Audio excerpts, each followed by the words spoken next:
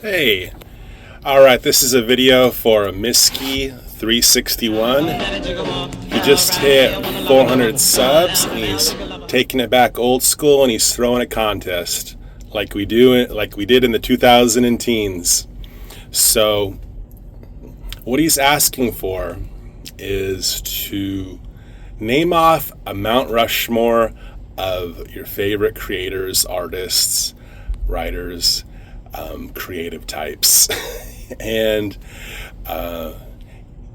you will be allowed one entry for a comment in his replies section, another entry for a video, and a third entry if you pledge a donation to a charity that he's involved with that's affiliated with a hockey league he plays with that at one point had the record for holding an 11 consecutive day game match in a hockey arena where no one left, and they resumed the very next day after sleeping not far from the ice, and they would get back to it.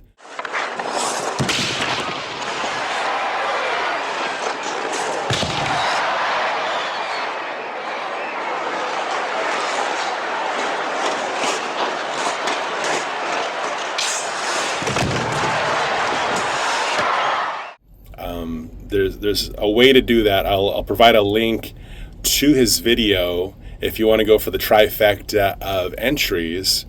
But for me, I've been on a real comic strip, Sunday funnies, daily comic strip kick, and there's so many great ones. I mean, you got Walt Kelly who did Pogo, you got the cat that did Crazy Cat, you got that yellow kid, you got Little Nemo, you got Jim Davis on Garfield. But for me, I'm gonna pick Bill Watterson of Calvin and Hobbes, a man we know very little about, most of which we know through his comic strip. He's kind of the J.D. Salinger of Catcher in the Rye, Glass family fame, that basically did his books and basically he disappeared from the public shortly thereafter.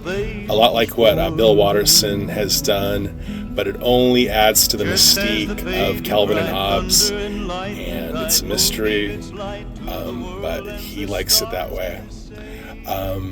Next is a man who for years wouldn't allow his comic strip to be published online.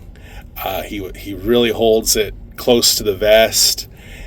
He's eased up a little bit. He even did a couple of TV specials in the maybe 90s, but that's Gary Larson of The Far Side.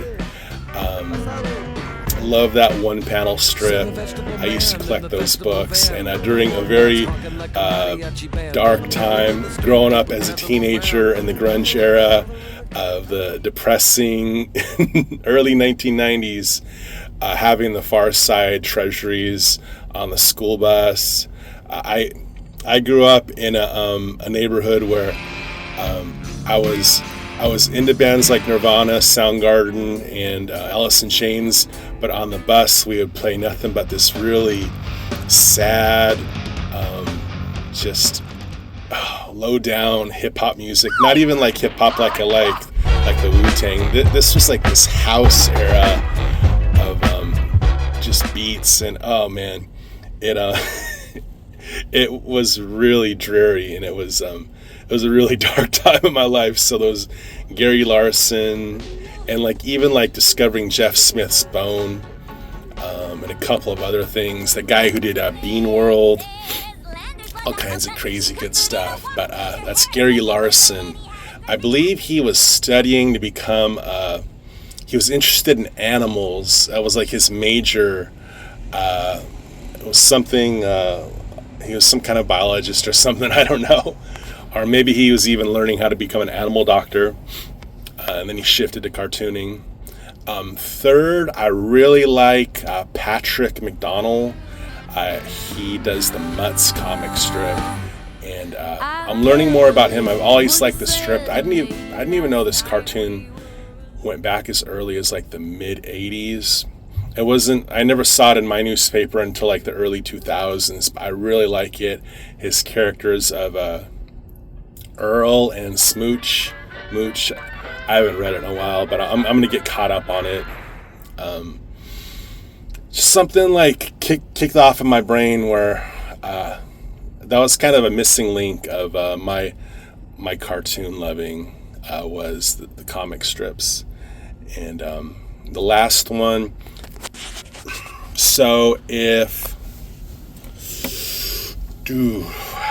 really like to have Schultz on there. He's kind of like the George Washington, and I call Bill Watterson, he'd be like the Thomas Jefferson. I don't even know why I'm doing it this way.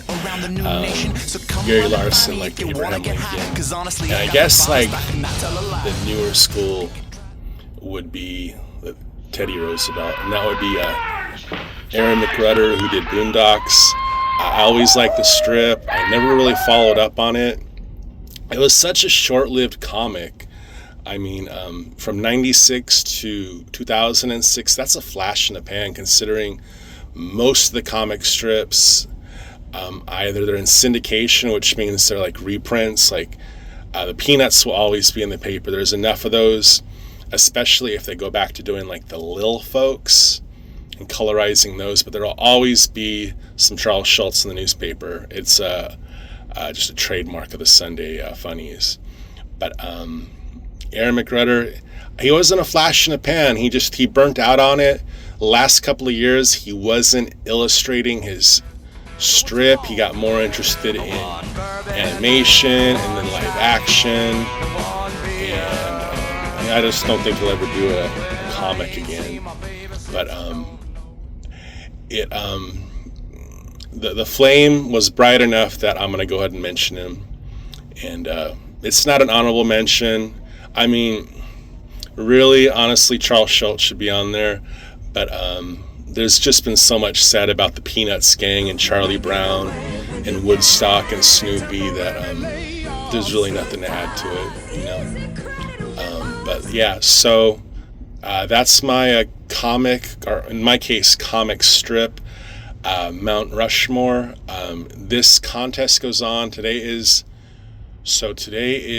June 15th, Saturday. So next Saturday, it's going to be like the 22nd of June. I don't know. You add 7. I could be on or off by a day. So that's it.